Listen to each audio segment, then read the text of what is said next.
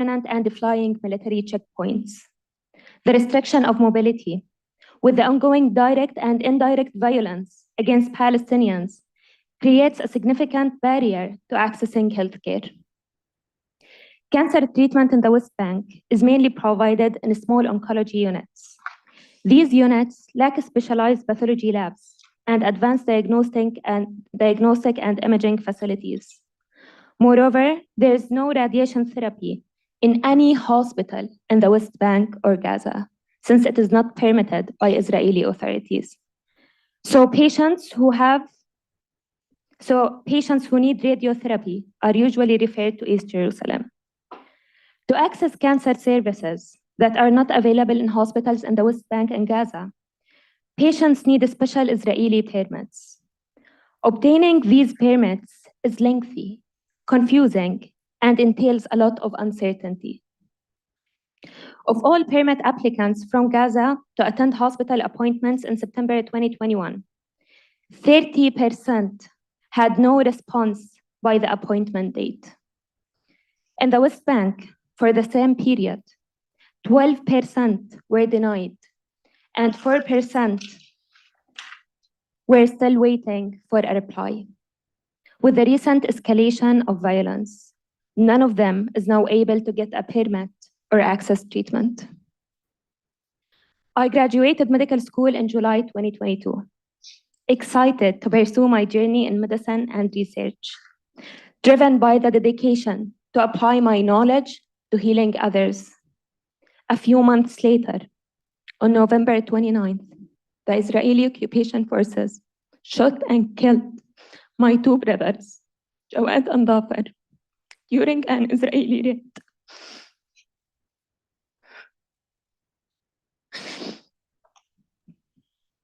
I still vividly remember the ambulance ride, plagued with the questions, not of my brother, but of occupation, as my brother was bleeding to death.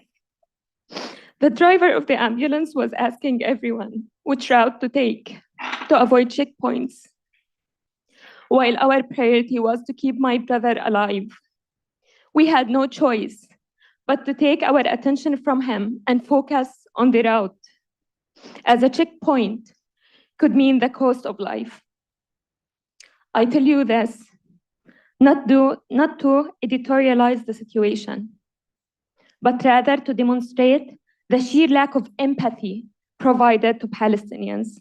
In this case, an unarmed 19-year-old boy shot multiple times in the chest, and yet the route of the road to the hospital is more in question than his life. What I went through is traumatizing and it's agonizing on so many levels. However, unfortunately, it is not unique. Each and every Palestinian can relate to this.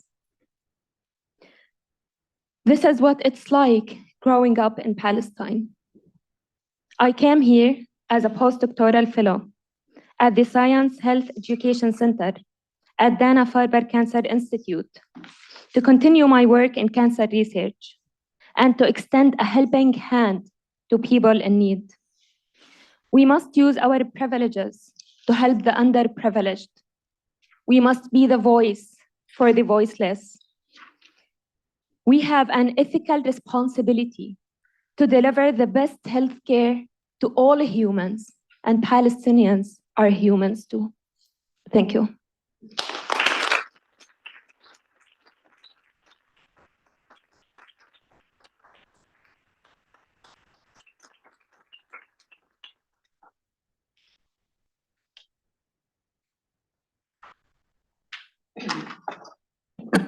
Can I use this one?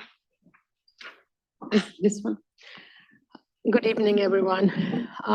Thank you so much for being here. I want to start the talk by a poem by Persian poet Rumi. Out beyond the ideas of right doing and wrongdoing, there is a field. I'll meet you there. And based on this poem, we started the Science Health Education Center at Dana-Farber Cancer Institute. So this is going back to 2001 when the horrific events of 9/11 happened. I was a postdoctoral fellow at Harvard and Dana-Farber. And for a couple of years after that, I struggled with how can we bring Middle East and the West, specifically America, together. What can I do as a scientist to do that?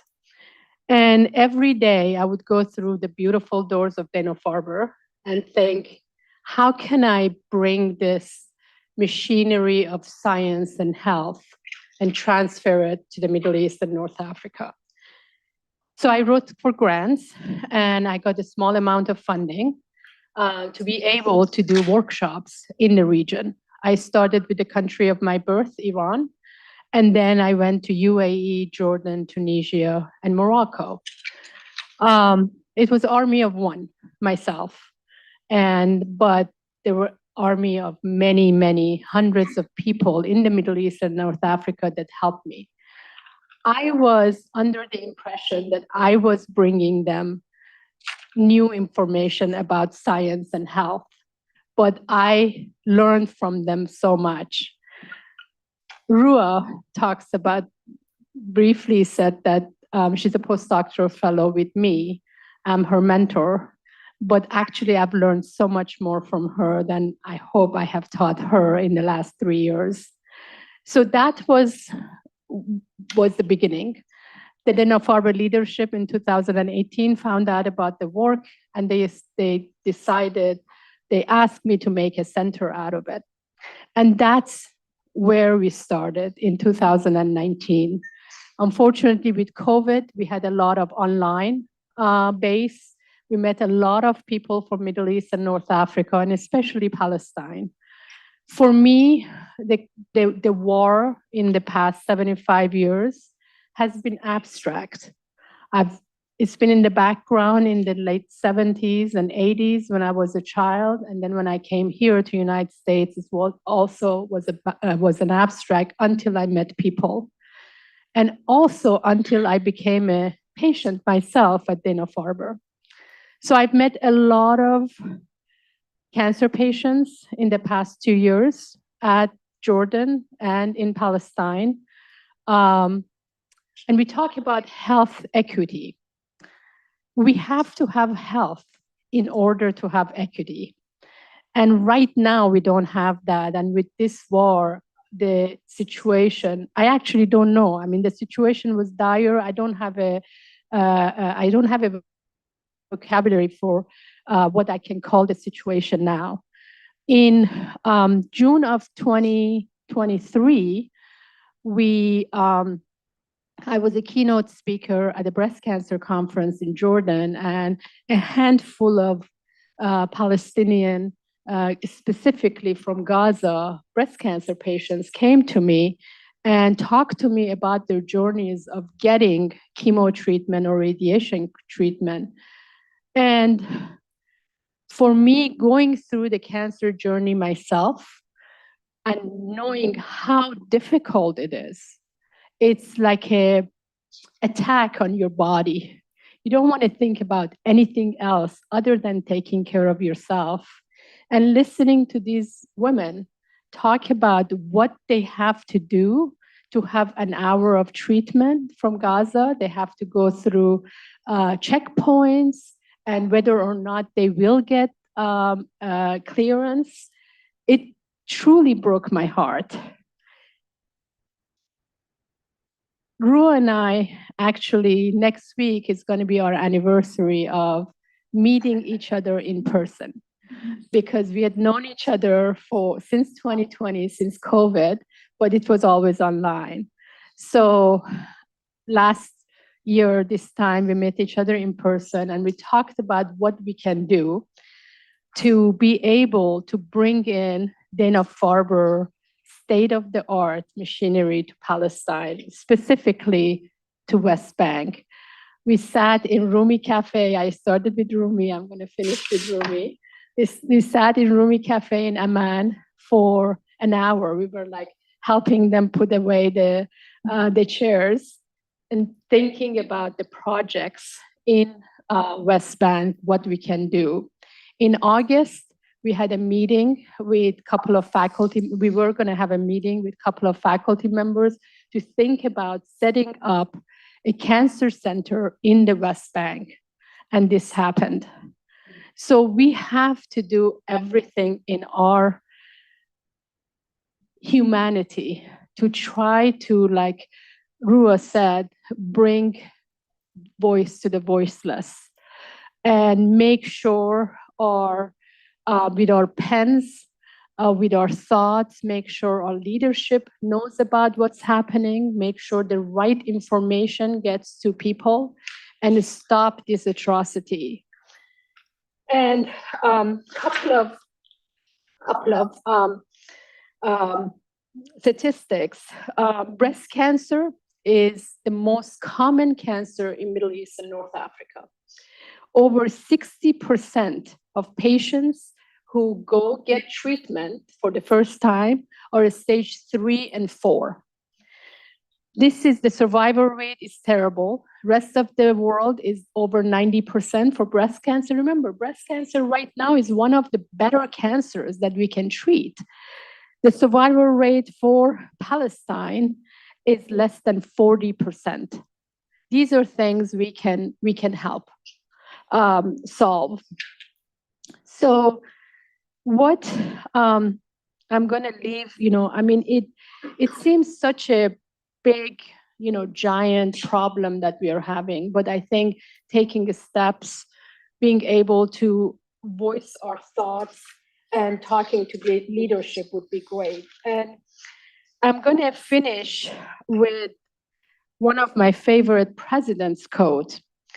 All of this might not be finished in the first 100 days, nor will it be finished in the next 1,000 days, not even in our lifetime. But let us begin. From JFK. Thank you so much.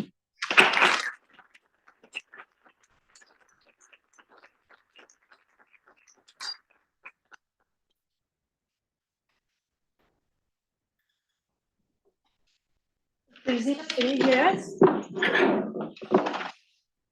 Yes. Can you guys hear me?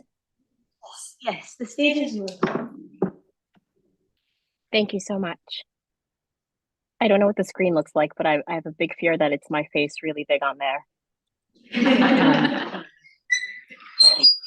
Hi, everyone. My name is Dr. Zeena Salman. I'm a pediatric oncologist and pediatrician based in the US, but I've been living and working on and off in Palestine for almost the last decade now. I think the first time I went to Palestine was in 2014, so almost 10 years now. I am not Palestinian by blood, but I feel that I'm Palestinian in my heart. And so I feel very grateful tonight for the invitation. Thank you so much, Noor, for that, because any opportunity to bear witness and to amplify the voices of our Palestinian brothers and sisters is always an honor. So thank you all for having me tonight. I wanted to come in today and talk a little bit about some of the work that I've done through my volunteer work with the Palestine Children's Relief Fund as the head of the Pediatric Oncology Committee of the Medical Advisory Board, and as well as work that I've done. I work as an independent contractor for St. Jude's Children's Research Hospital, doing global programs for them. And through this work that I've been doing, again, over the past decade or so, I have been able to bear witness to the suffering of our children across Palestine with cancer. And obviously with the atrocities that have been taking place for exactly the past month now. This is a double suffering for our children with cancer and their families. So just going back a little bit to when I first started to go to Palestine. As I mentioned, the first time I went to the Gaza Strip was in 2014. I remember at that point talking to my parents about it and them saying, "Oh, you're going to go to Gaza?" And I said, "Yes, I'm going to go to Gaza." I was really excited. And they said, "Okay, well, we're probably going to have to talk about that before you can go to Gaza." And I said, "Oh, okay, we'll talk about that." And so I got up and I went to Gaza, and I didn't tell them until I got back, which was a pretty smart move, especially seeing now, the level of, I can see what they were worried about in my mind up until a month ago. I never thought about safety the moment I had crossed over the checkpoint. As soon as I entered the Gaza Strip and I was surrounded by Gazans, I never, ever thought about safety. In fact, the last time I was there, which was about a year ago now, I remember working all day long, going back to my hotel and having dinner, and then around 11 o'clock at night, thinking I felt really antsy and I wanted to go for a walk. It was pitch black outside, and I went to the front desk of the hotel and I said, "Do you guys think it's okay if I go for a walk?" And they said, "Huh?" And I said, "I just want to go for a walk outside." It was really almost midnight. And they looked at me puzzled. And I thought, because I was a woman going for a walk in Gaza, and they said, "Why wouldn't it be okay to go for a walk? This is Gaza." So I did, and it was, a lovely night with, the Gaza Strip is such, for me, it's one of my favorite places in the world. It's a place of such beauty, of not only the strip itself, the sea, but the people, really more than anything, are the ones who've touched me over this time and had me going back over and over of the years. People in Gaza there's something so special about them. There's something about their spirit that is very hard to describe, but they have this generosity, this kindness, this desire to laugh always, this just beautiful openness and desire to live. And I really think that's what it is that they live every moment. They enjoy every moment. They eat the best food. They laugh. They have friends over. They invite you over every day. It's just, there's something about that always had me going back. And I've always said that Gaza is one of my favorite places in the entire world to be. And so just seeing what's been going on in the past month for all of us has been an incredibly heart-wrenching situation to watch from afar, especially. And I know many of us feel so helpless tonight. I'd like to talk about the plight of the child who's diagnosed with cancer in the Gaza Strip. And when I think about what's going on right now, I think of this as sort of an acute on chronic situation, right? So children who have cancer in Gaza suffer. They always have. And what's happening now is just infinitely worse. So when I think back to the first time I took care of children in the Gaza Strip with cancer and children coming out of Gaza, I always think about sort of that patient journey is the way that we describe it. And always we thought about how to intervene in the patient journey to make that journey easier, to improve cure rates. And to just think about a statistic for a moment for you all. Before I moved to Palestine, I moved to Palestine in 2016. Before that, I worked at Memorial Sloan Kettering Cancer Center. And that is, like Dana-Farber, a big, fancy, shiny ivory tower where a child who was diagnosed or suspected to have cancer would walk in and they would get all of their diagnostics within hours, and they would be started on a treatment protocol. I mean, if not the same day, the next day. They had access to everything possible. And I'm not saying that makes cancer treatment easy. It never is. But I'm saying that it is much more manageable. And for the 20% of children in the world who live in high income countries, they have an over 80% cure rate. And the flip side of that is that for the 80% of children who live in low resource countries, those 80% of children have a less than 20% cure rate. Okay, so think about that again. A small fraction of children live in places like where we are right now, in Boston and New York and other big cities, and those children almost certainly, if diagnosed with cancer, will be cured and will survive. And if a child, by bad luck, is born in a low resource country, almost certainly they will not be cured or survive. So add on top of the low resources, you can add occupation, you can add fragmentation of a country, fragmentation of resources, delays in treatment. So when a child is suspected to have cancer in the Gaza Strip, what happens to them, right? So I want you guys to imagine this. Imagine a child in the Gaza Strip suspected because they've been sick for some period of time. They go to their pediatrician says, I don't know what this is. Let's have you come back in a while. They come back again, they're still ill, and they get referred. There are a couple of pediatric oncologists in the Gaza Strip, and they're brilliant people. They're brilliant people who just don't have the resources that they need to be able to treat children. So those physicians will then say, I think you might have leukemia, for example, but I don't have the machinery here. Actually, now we've gotten the machinery here. It was donated, but the people who would run this machine that would diagnose this child with leukemia, those people have not been able to get an exit permit to be able to travel abroad, to be trained to use this machinery. So this machinery sits here and it gathers dust. And what that means for you and for your child is that they're going to have to go out to get diagnosed somewhere else.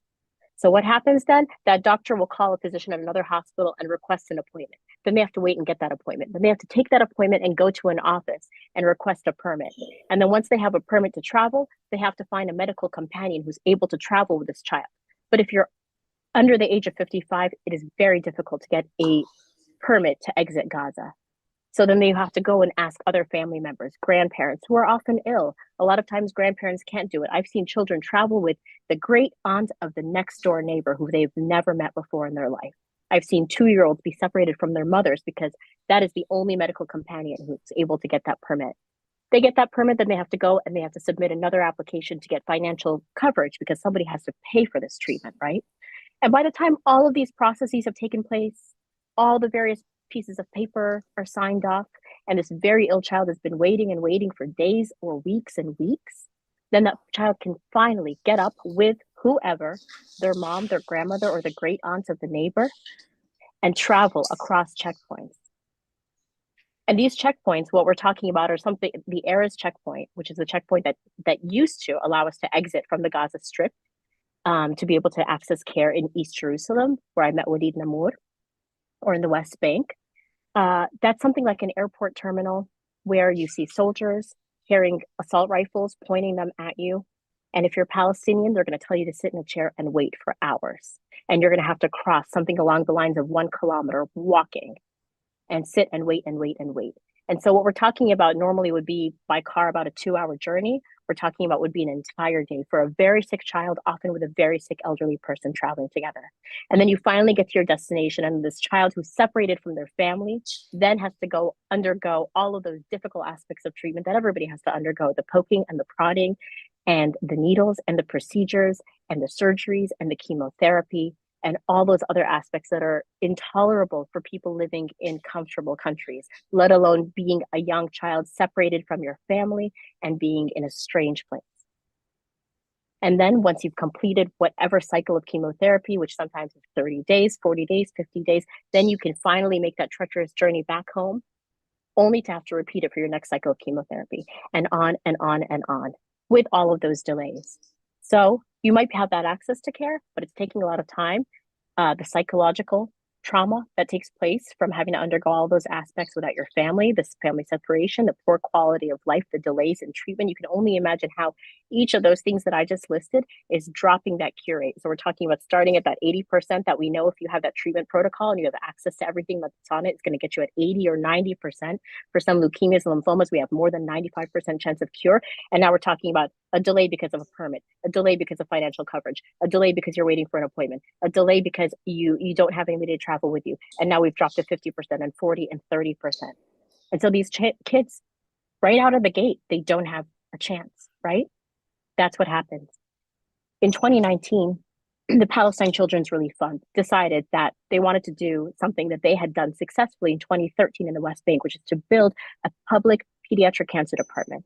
So in Bethlehem, in Mustashfa Beit Jada, the Beit Jada hospital, they built in 2013 a public pediatric cancer department with access to many of the resources, not all, but many of the resources that are required for the treatment of childhood cancer.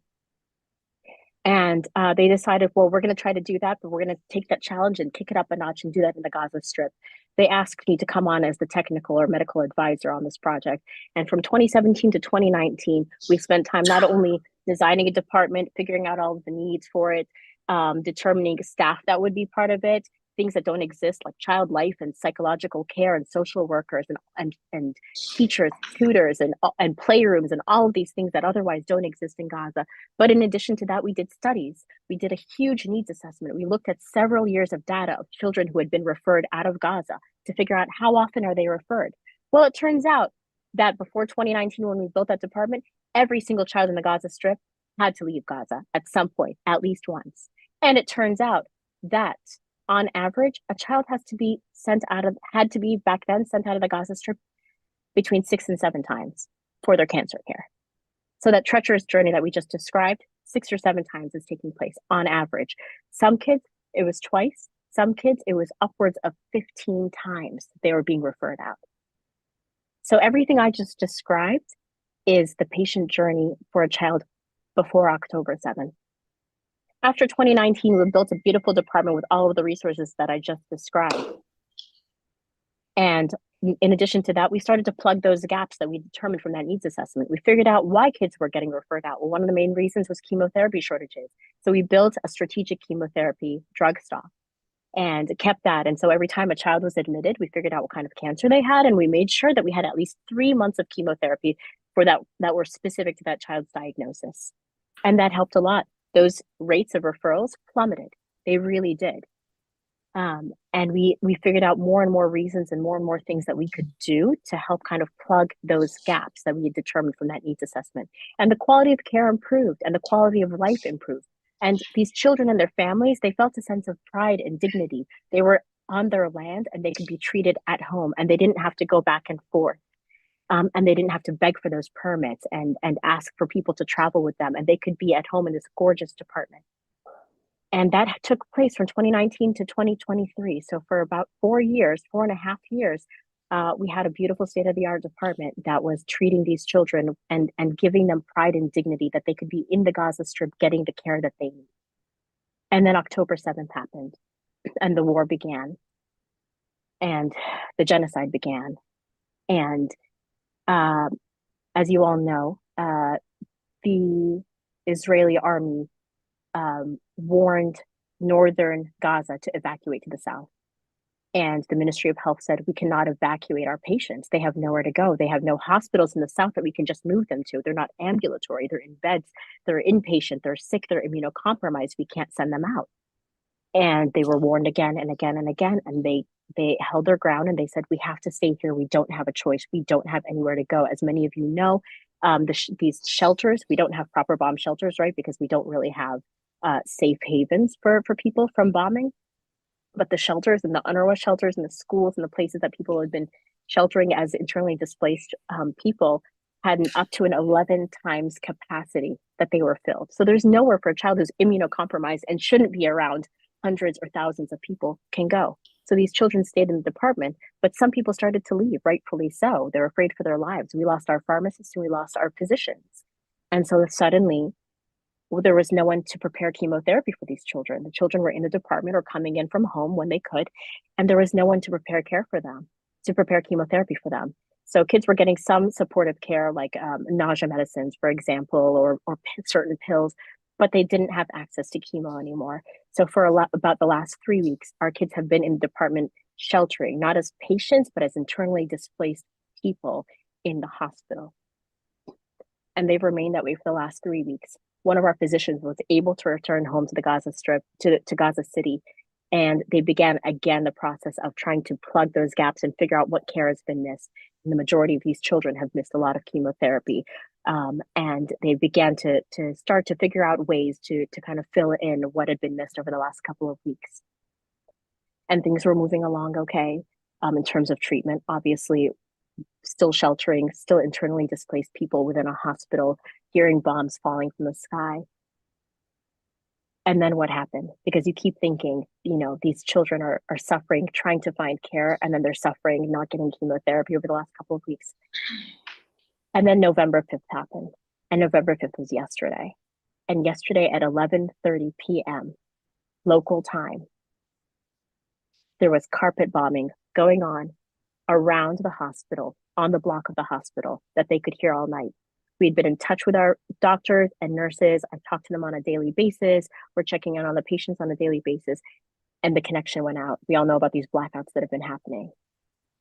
And all of a sudden we see on Twitter and are unable to confirm that the Rantisi Hospital, where our pediatric cancer department is housed on the top floor of that hospital, has been hit by airstrikes. And last night, 3 rockets hit our cancer department. They hit the water tanks. They hit the generators. They hit the pharmacy. So what does that tell you? Now we don't have power. Now we don't have a drop of clean drinking water for our children and their families. We have more than 150 people sheltering just within the department.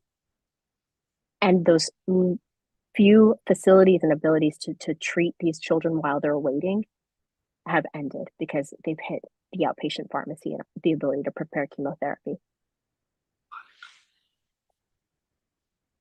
I describe these circumstances to you because each day we wake up thinking that things cannot possibly get worse. Each day we wake up thinking that the plight of the child in Gaza and the child in Gaza with cancer is about as horrific as it can possibly get. And each day I'm afraid to wake up in the morning and find out what's happened to our children.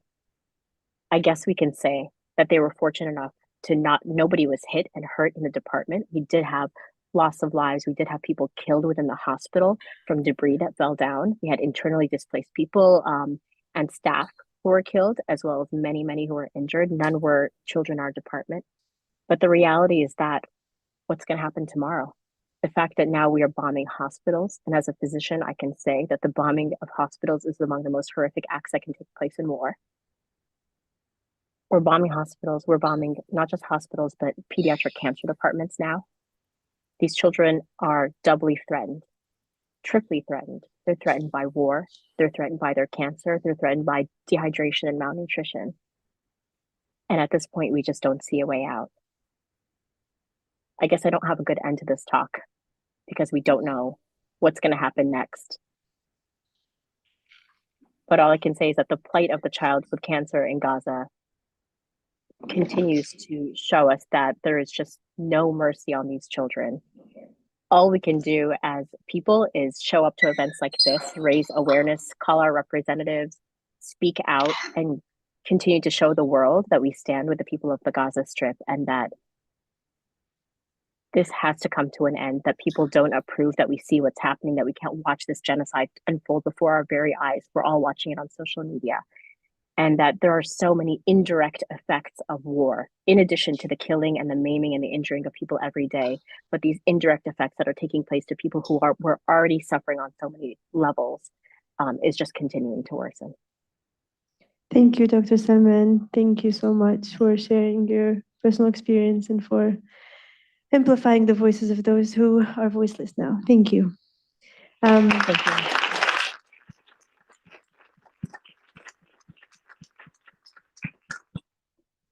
Walid, can you hear us? Yes, yes. Can you hear me? Yes, and we can hear you too. So please go ahead, you can start. Okay. And I know you have some slides. Yeah. We can confirm that they look okay on our side if you share your screen.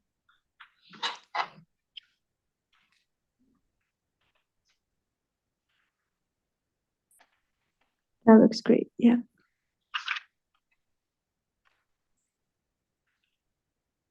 Well, good evening, everybody. Thank you for having me for this important topic. But before I move on, I would really like to thank Dr. Zeena for her well presented brief on what has been happening. You know, I cannot thank her and for all the good work that she and PCRF has been serving our children in Gaza.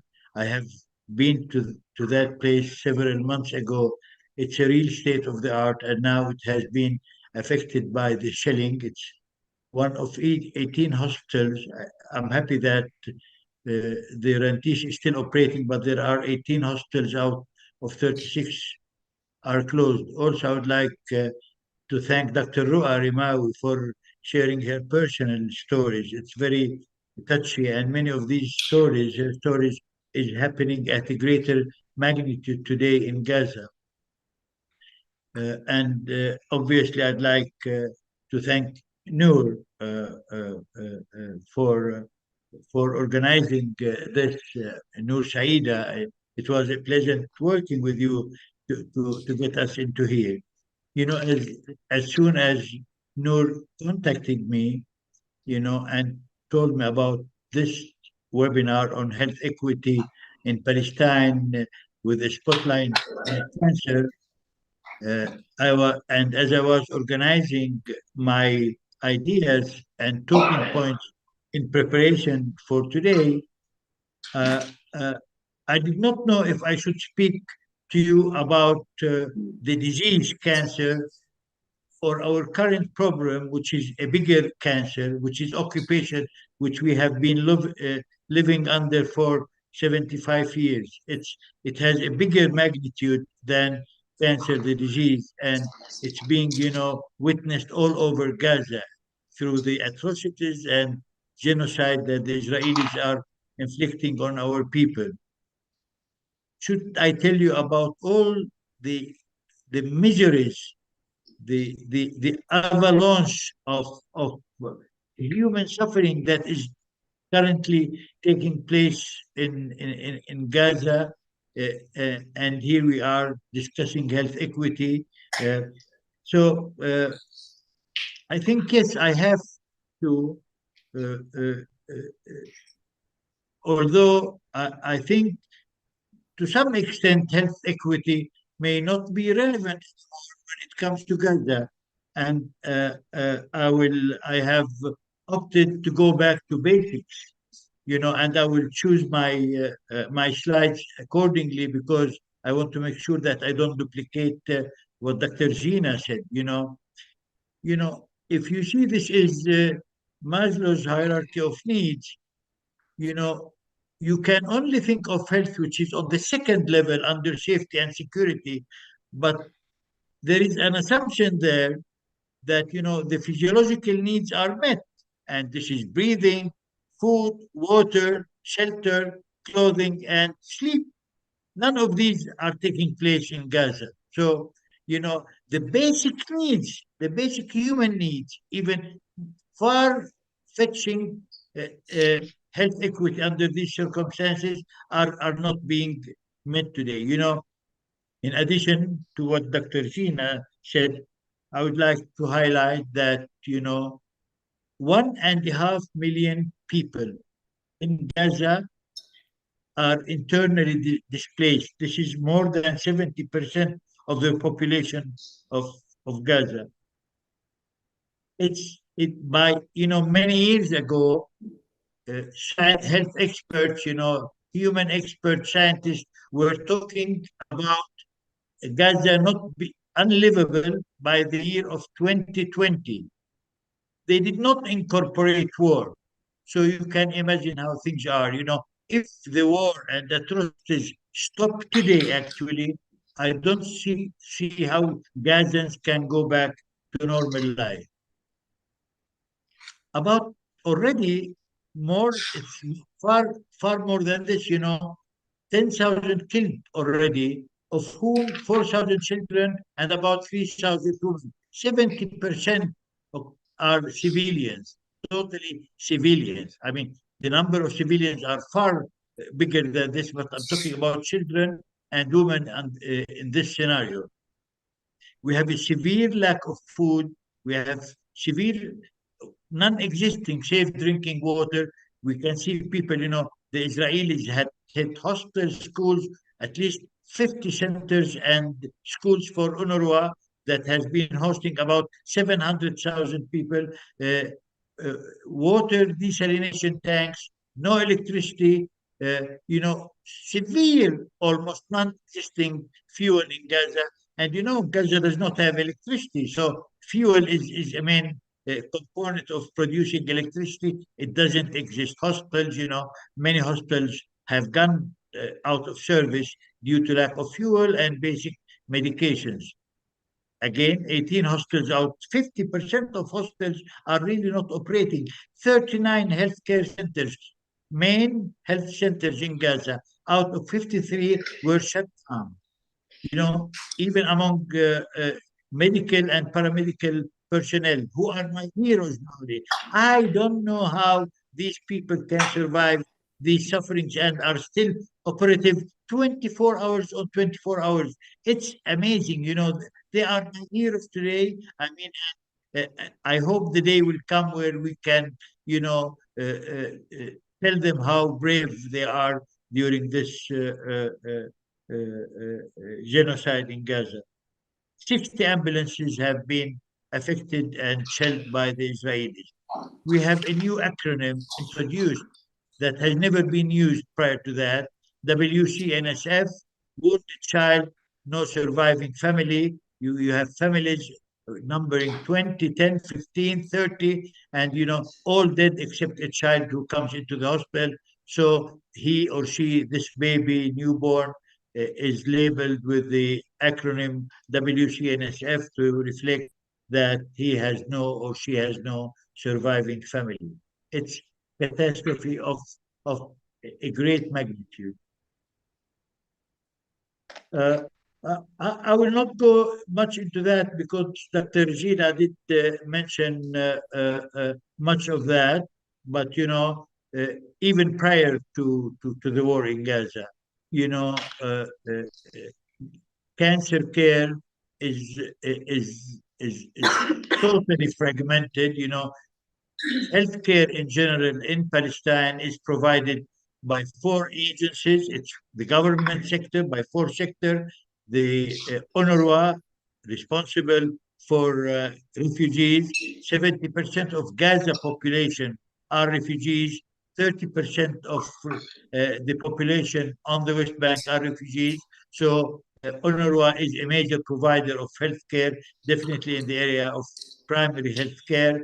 We have the NGO, not-for-profit, religious-like organizations that have been there for many, many years, including the Augusta Victoria Hospital, of which I was the CEO for 7 years, and that's the experience that I'm bringing to you into this platform. Except for, as Dr. Zeena and Ru'a said before, AVH is really the only specialized cancer that is trying to provide comprehensive oncology services, whether it is medical oncology, surgery, radiation therapy.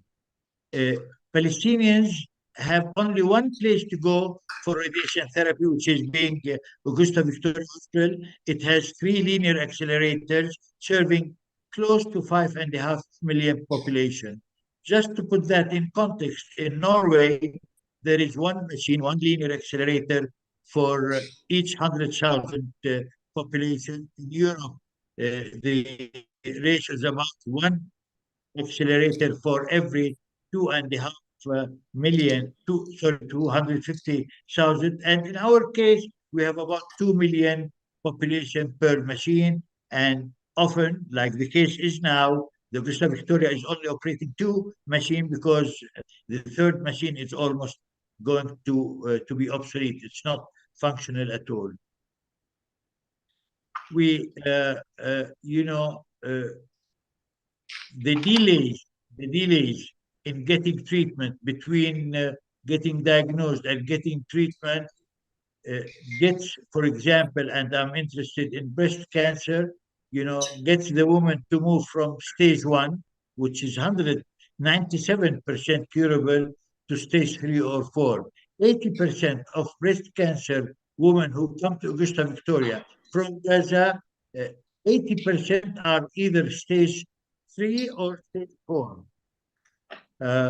Bone marrow transplantation, we only do autologous, allogenic bone marrow transplantation is done either in Israel or in Jordan at King Hussein Foundation. Surgical oncology, generally, it's available in government hospitals, but not for specialty like head and neck surgeries.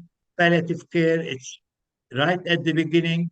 It's the comprehensive approach in treating. It's not well developed. It's not yet covered by the health system in Palestine.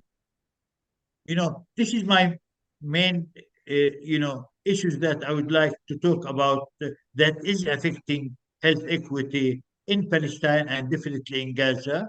Okay, it's the political, geopolitical. All right, it's the whole system of the separation wall.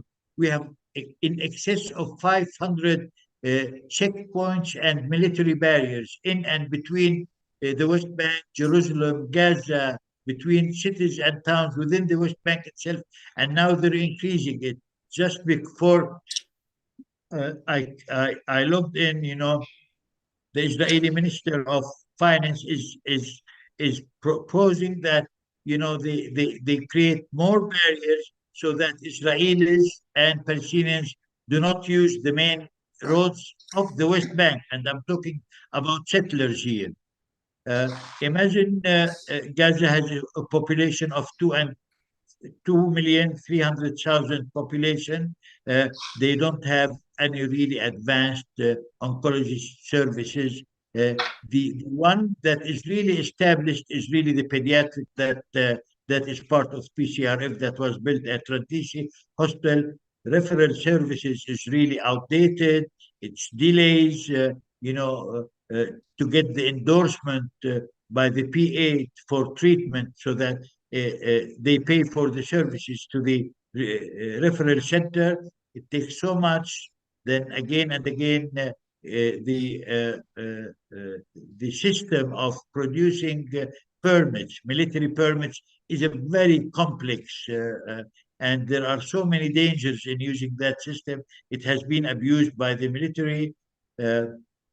Our system, we don't have a health economy or health finance.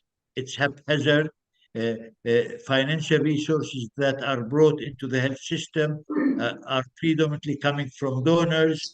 Thus, sustainability is in great risk.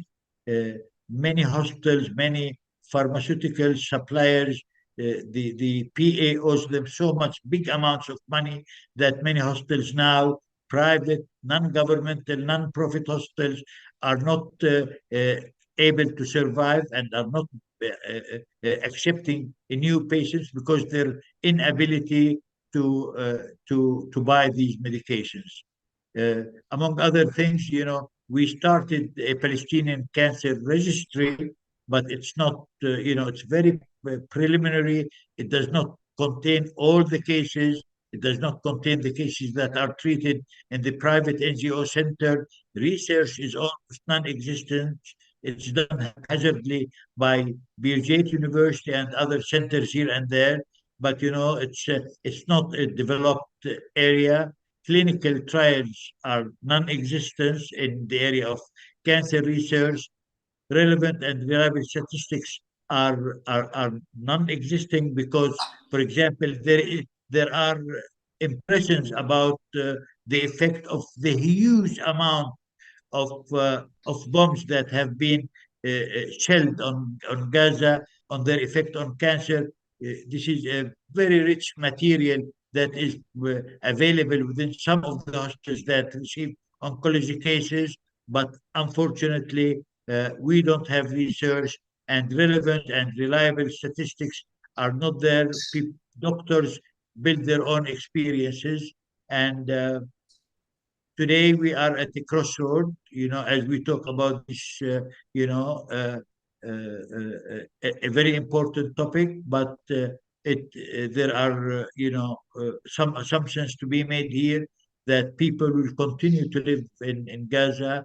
The future is very ugly, very scary to me, and all I can hope and wish that this war will stop immediately. Thank you. Thank you. Thank you, Sayyid Walid. Before we move to our next speaker, Noor Badr, I'm going to show the trailer for her film. So if we can do that really quickly. And then Noor, you can start your presentation. I'll make sure that the picture is also projected while you speak.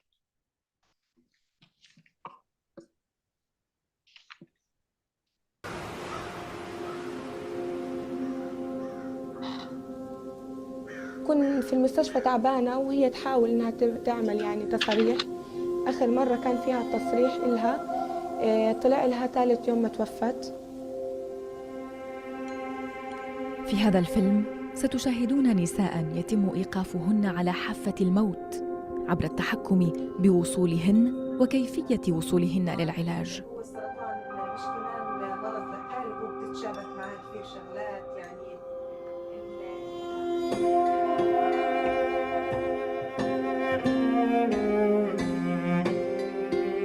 أطلع على حالي في المراية أخاف أخجل لأنه يعني أهم جزء عندي يعني كست وكمرأة.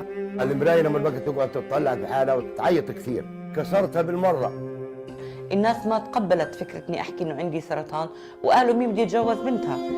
لأنه كلمة سرطان بحد ذاتها مرعبة مخيفة وأنا من الناس اللي ما كنتش أحكي كلمة سرطان.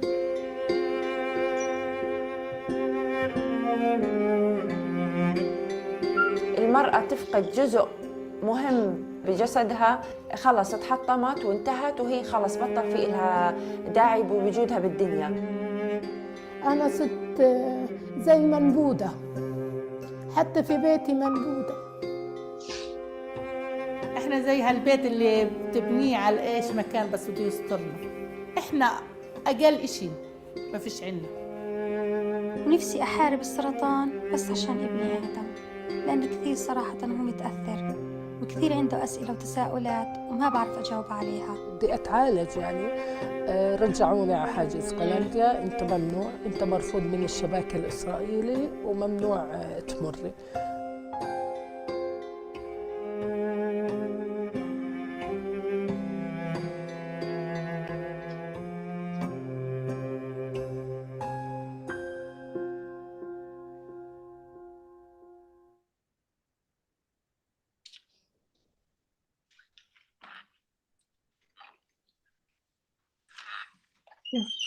Thank you all. I'm Noor Badr, a mother of 4 children. My mother is named Hanan Subh. She had breast cancer in 2018. And from here, my interest in dismantling the health of women with breast cancer in Palestine began. I made the following argument through my book, The Politics of Controlling Silent Bodies, and the documentary, Edge of Death. Breast cancer in Palestine cannot be understood as an abstract medical condition. Rather, to deconstruct the identity of the disease, we must examine the system that underlies it and how it affects Palestinian women's bodies. These systems include Israeli colonialism, the Palestinian health system, sexuality, body, and pain.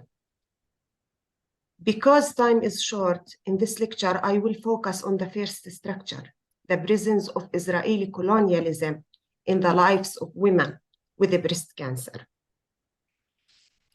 Using the multi-story building, I will introduce and dismantle this structure. I will take you from the ground floor to the first floor, then to the second. I employ the metaphor of the building for a purpose. Every floor represents a reality that is interconnected with the next. Let's move on the ground floor, which I called madness of genocide. I call it the madness of genocide because as a force, but tear you to pieces. We are now sitting with Tahrir from the Gaza Strip. Tahrir is the mother of 2 daughters, Ru'a, age 9, and Malak, age 8, who were both murdered by Israeli in the 2014 Gaza war. Ru'a and Malak were killed. The siege ended after the war. During the siege, Tahrir was diagnosed with breast cancer in 2016. She applied for a permit from the Israeli authority, and the answer the first time was, you are rejected. Imagine with me, this colonization, which killed her 2 daughters in the war, now prevents her from traveling for treatment. To understand the mechanisms of women's access to treatment, we have to move to the first floor to disassemble how women access cancer treatment in their daily lives under siege.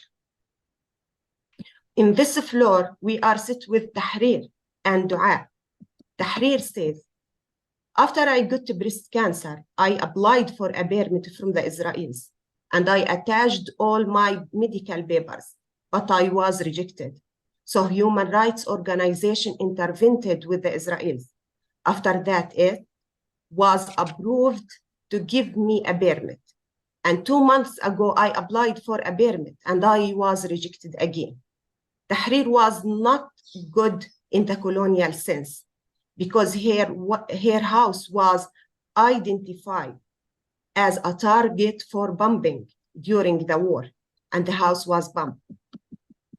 and she lost her daughters. Du'a says, when I reached the air's checkpoint, the soldiers asked me to go for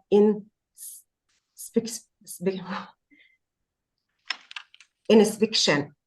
After waiting for 3 hours, I was put in a glasses room, and the soldier stood behind the glasses.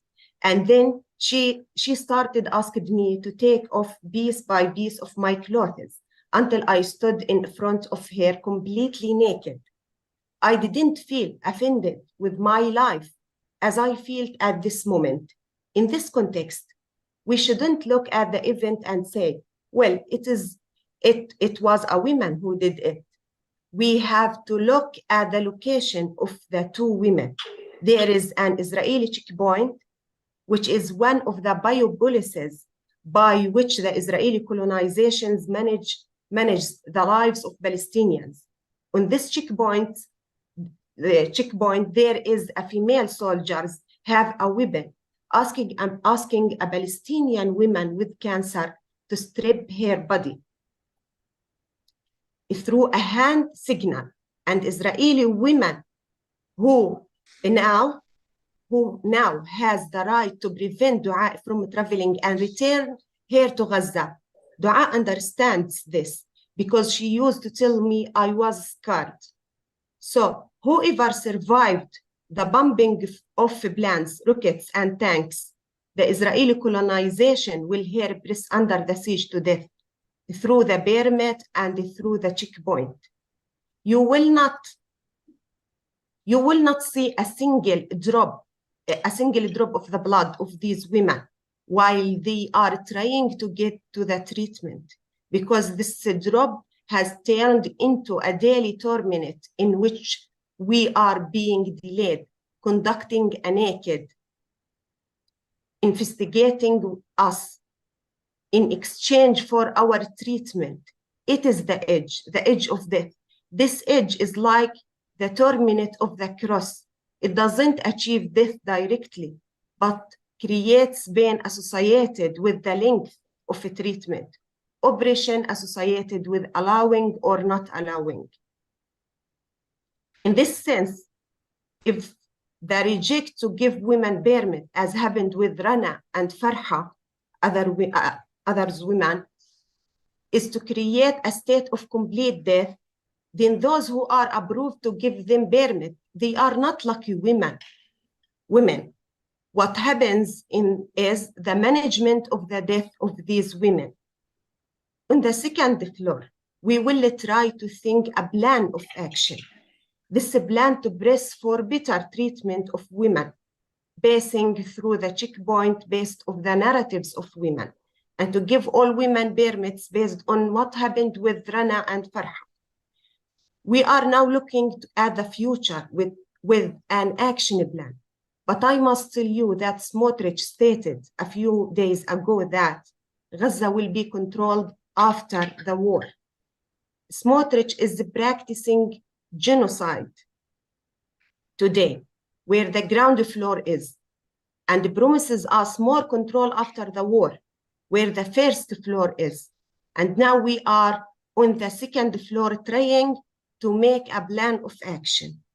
If we think about an intervention plan, we might think that all women should be given permits and that the treatment of women at checkpoint should be improved. But this is what the human rights organization do. I think that where is our role as researchers? Now we have to leave the building and look at it from the outside. How we can a production of disturbing knowledge, which means dismantling authority regimes. There is an approach that I have developed based on the Mandrake plant. You see it now. The Mandrake plant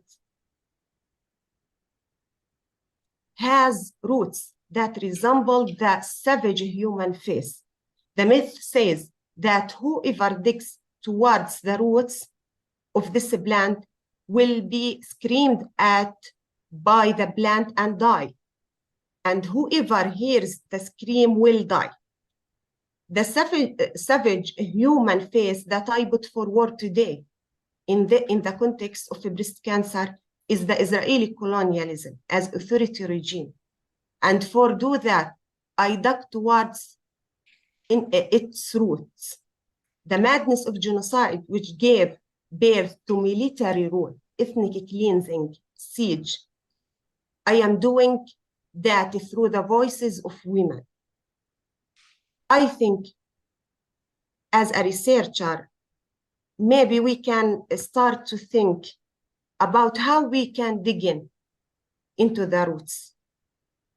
What are the tools we have?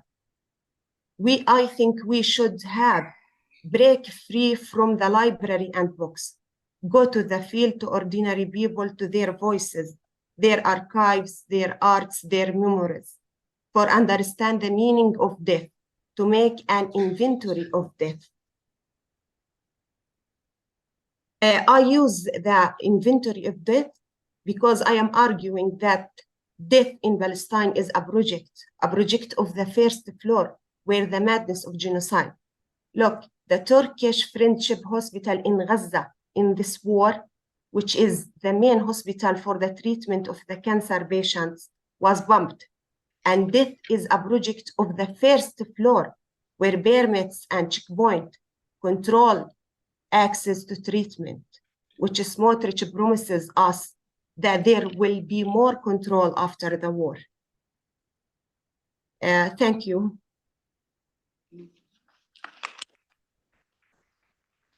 We're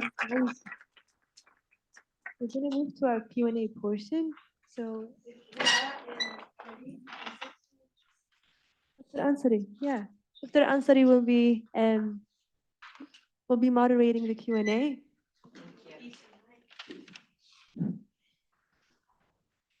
Noor, can we have all the speakers up? Okay, so welcome. I'm here to support our students. I'll give you a brief introduction of who I am. So my name is Iman Al-Khadra Ansari. I'm one of the pediatric emergency physicians at Boston Children's Hospital. I'm also Palestinian American. My family is from Safad and Haifa. And I was born and raised in Saudi Arabia. So I'm also Saudi Arabian. Can you keep the count? American, Palestinian, Saudi Arabian. And my family goes back to Morocco. So within the Ottoman Empire, my family moved quite a bit. We are 1948 family. So the first time I went to Palestine was when I was 45 years old, 5 years ago. And I actually went with the Palestine Children Relief Fund a few years afterwards with the objective of bringing healthcare to Palestine so that my children, and I'm a mother of 4, like Dr. Noor, can get a certain level of care here, and the children of Palestine can get no less than that. So that was my objective in going there. And you've heard about the level of care in Palestine on a day-to-day basis before the war. And now we can just begin to imagine how it is with the war, especially in Gaza. So I'm going to sit. Zeena, can you put your video? Same thing with Noor, if you can, please. So Ru'a, I'm happy to finally meet you. I've been hearing about you from Dr. Navid for a while. And Zeena and I go back for several years now because we've been going to Palestine together. Zeena didn't mention her husband is Steve Sosebee. He's the founder of Palestine Children Relief Fund. And they've been providing healthcare in Palestine for the past over 30 years, Zeena, right? That's correct. I think 32, 33 is the count now. Yeah, and welcome also Dr. Nammoor. I've been at Augusta, Victoria, and I met Dr. Abdeen, who's your successor over there, I believe. And it's a pleasure meeting you, Noor, Dr. Noor Badr as well. Who has a question? So we can start with your questions. Any question to the speakers? Please, Dr. Ala.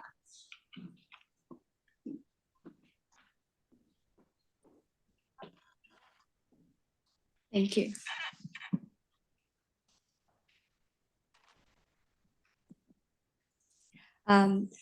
Thank you so much for this eye-opening talk, Dr. Zeena and Dr. Iman. I'm a fellow at Boston Children's. I'm a pediatric cardiac anesthesia fellow. And as maybe a lot of people here, I've really been struggling through the past month, just living through this genocide. And it's like you said, because we're all in like the healthcare of children, it is the effect on children that this war has on children that has really, I think, hit us the most. And I think my question is, I've never heard about opportunities to like go to Palestine or be involved in this, and I would really love, obviously not now, but like when there's a chance to, I would really love to hear and learn about opportunities to help as healthcare providers and like medical doctors, and how can we get involved? How can we help? Because this was really inspiring to hear about both of your work there. That's it. Thank you. Zeena. Iman, do you want to take that, or do you want me to? Yeah, please take it. Okay, sure. Thank you for your interest. Sorry, I can't see the audience, so it's a little weird. But I thank you for your interest and for that great question. I mean, I think that we're all feeling helpless right now, for sure. Healthcare providers, because we wish that we could just jump in there and help and save others. And there are countless of examples of that, of course, on the ground in Gaza with our brothers and sisters who have really committed heroic acts that we're hearing about, as well as people like Dr. Ghassan Abu Sitta, who, if you guys aren't following him on Twitter, you need to go and follow him, because he is an incredible example of courage, not only for going to the border and entering as soon as he had the opportunity, but also being so outspoken with the media in terms of the horrific acts and horrific scenes that he's been witness to. Certainly, there are a lot of opportunities, especially for subspecialties, I would say. I think that Palestine is very strong in terms of its primary health care, particularly in the Gaza Strip. I think with the presence of UNRWA there, the United Nations Refugee Works Agency, there's a lot of good primary health care, but what they don't have access to, and again, it's just a freedom of travel issue, is the ability to subspecialize, to do fellowships like you're doing right now. And those are the sorts of things that they're really lacking. And so I think that not only going there and providing care, but I think that building up the existing health sector with training and education is really crucial in terms of sustainability and efforts. Obviously, right now is not the time for that. Of course, right now, there's nothing that any of us can do in the healthcare sector from the outside. But we do know that, of course, when things end, and we're hopeful that that will be very soon rather than later, there will be so much rebuilding to do. And there will be so much need, again, not only for the trauma patients that we're seeing, but also for all of those indirect effects. Like you talk about pediatric cardiac anesthesia. I think about the children who are born with pediatric, with cardiac defects, congenital heart diseases that are going to go untreated for whatever period of time, and the needs that they're going to have on the ground there when this is over. So many indirect effects for our subspecialists that we're going to need to provide in terms of both medical care, but also training and education for the health sector there, as soon as there's an opportunity. In some ways, it's like the COVID pandemic on steroids. Like people needed the acute care for the infection, in this situation, the trauma and the injuries, but also the ongoing care that was delayed with the attack on the infrastructure, in the absence of hospitals, basically, and a way to take care of, the diabetic, the heart disease, the patients with chronic illnesses. Yeah, but there are many opportunities to help and support, right, Dr. Zeena, afterwards when things are more stable. Yeah, unfortunately, will be countless opportunities to help both with patients and also with helping other physicians and relieving them as well. There was a question in the chat about the name of the physician I mentioned, Dr. Ghassan Abu Sitta, Ghassan Abusitta, I believe. I'll put his Twitter account in the chat. Yeah, I'll put his Twitter account in the chat. Yeah, and my understanding is that he's a plastic surgeon from the UK who, as soon as he heard that Israel declared war, he took the first flight and went to Gaza, knowing that he will have work to do. That's right. He was in Lebanon until the crisis that took place in Lebanon a couple of years ago and then moved to the UK. But he's actually been a member of the PCR Medical Advisory Board. Iman, I don't know if you've ever met him before, for many, many years. Yeah. Excellent. Please, Navid. Yeah. So I wanted to answer, not directly answer the question, but I wanted to, I'm assuming everybody here is either a fellow or a medical student or at least in healthcare. So one of the things the She Center was doing before the war was initiating a scholar exchange programs. We did bring in faculty and medical students from the region here to train under our faculty, either at Children's Hospital or then at Farber if they were oncology. And then we were planning on taking faculty and fellows from here and get training in the region. Part of that, I started with infectious diseases, and now, again, because of my own illness, I'm in the oncology field as far as research goes. So part of that was my idea that working in resource-limited settings, our fellows will learn a lot more. You know, we are in Boston, we are in bubble.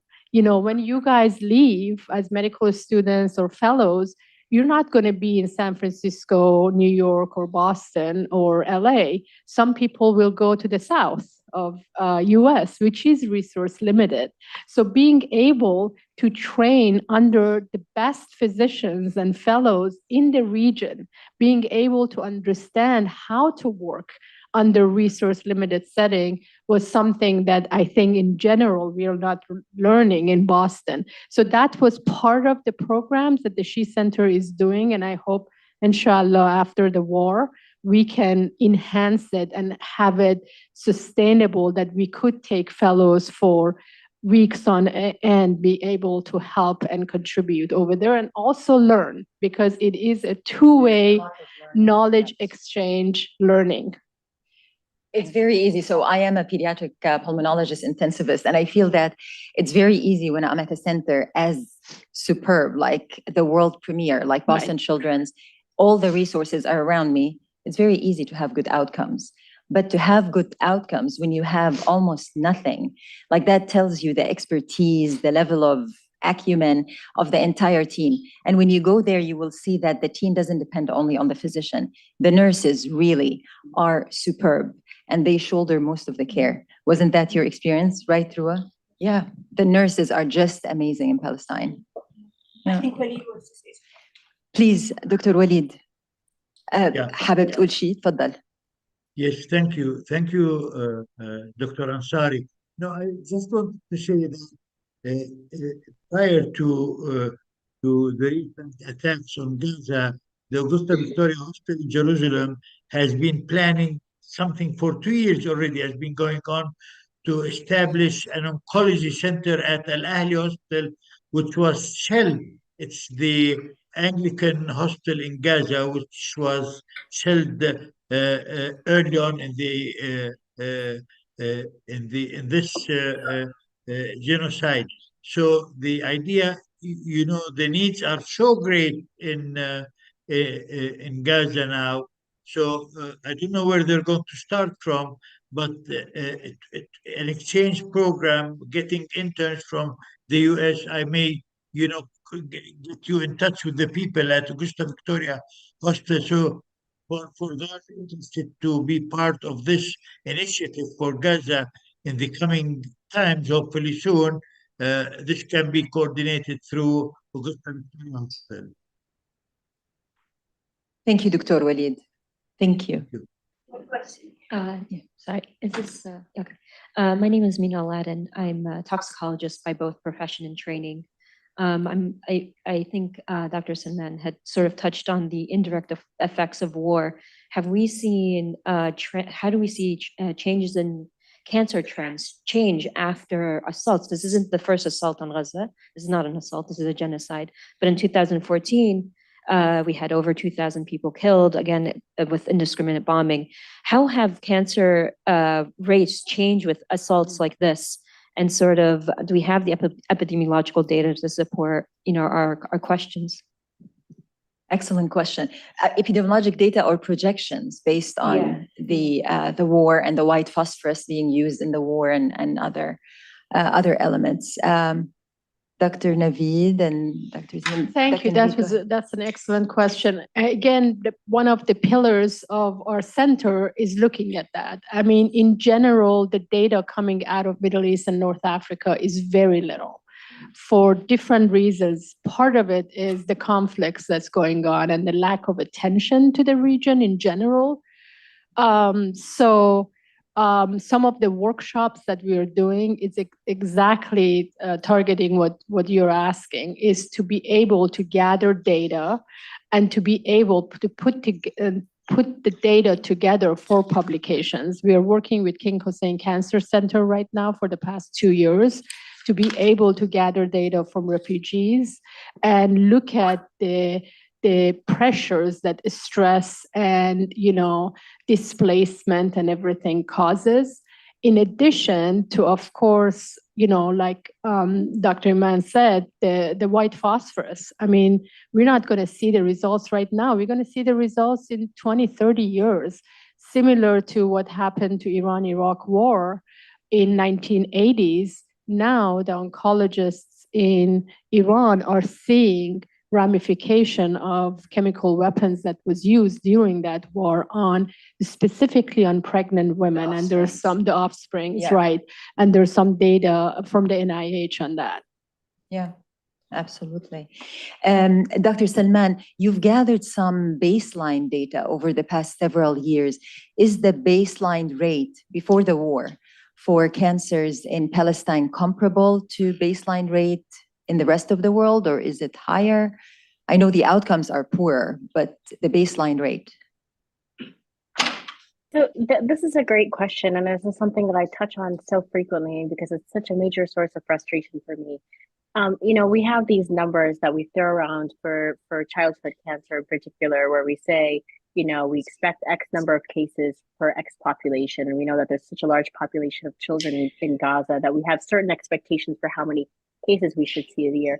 And we expect that we should see more because of all of the closures that exist, right? But then the reality is that we end up seeing a lot less. And so there are so many factors involved in this. I'm just going to touch on a few. But number one, underdiagnosis.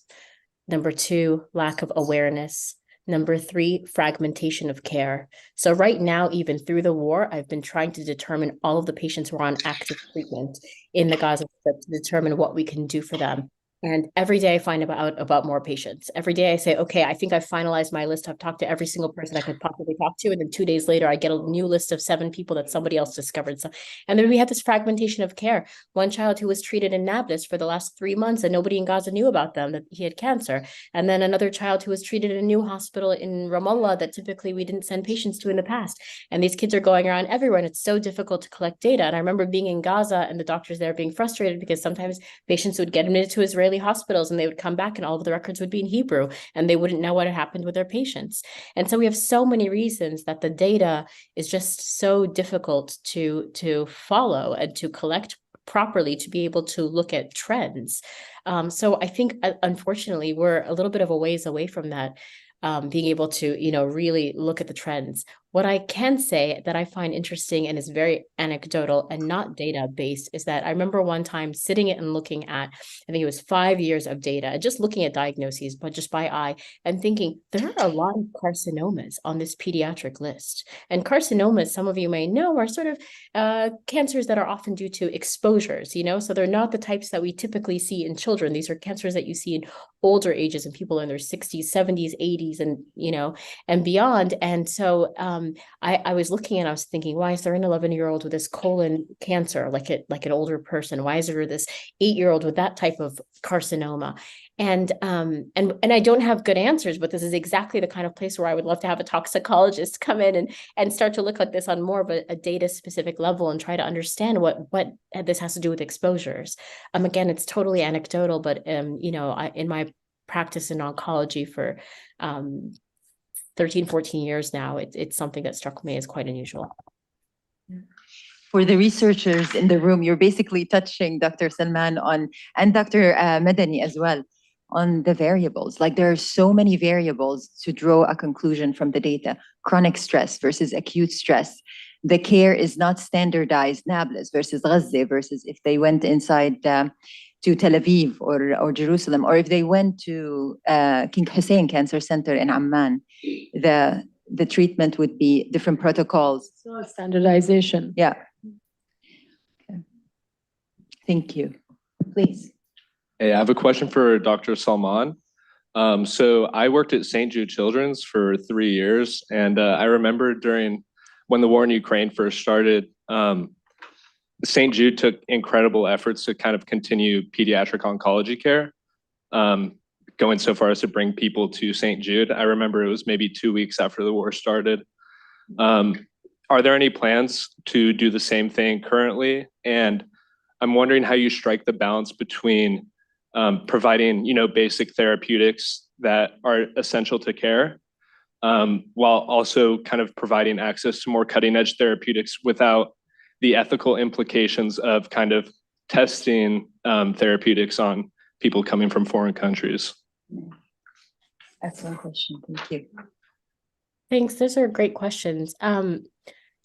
I think if I understood the second question correctly, and I'll start with that one, because it seems to be a little bit of the easier one.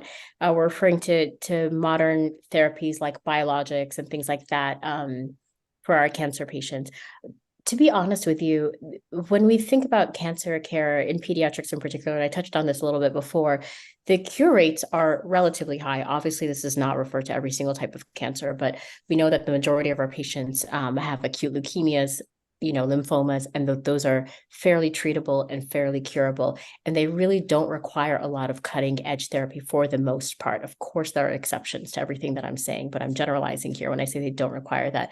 And so in my mind, and the way that I like to practice, and I also have a master's in public health, so I like to think of things a lot of times from kind of a higher level public health perspective. I think about the fact that really, if we can plug those gaps on the very basic level with the foundational therapies, right? So basic access to chemotherapy, as Dr. Walid was mentioning before, having access to radiation therapy, having access to surgical subspecialists. If we can just really talk about those three things, plus diagnostics, I think that we could, bring that cure rate up. We could just have such a huge jump in our cure rate that would be so much larger than if we were to try to bring in these very expensive biological therapies, immunotherapy, all these newer treatments that we all like to talk about. I mean, again, I trained at Sloan Kettering, and we were all about that. But that we're talking about fractions, right? At that point, you've already kind of reached the peak of cure rates, and you're trying to go from that 94% to 95%.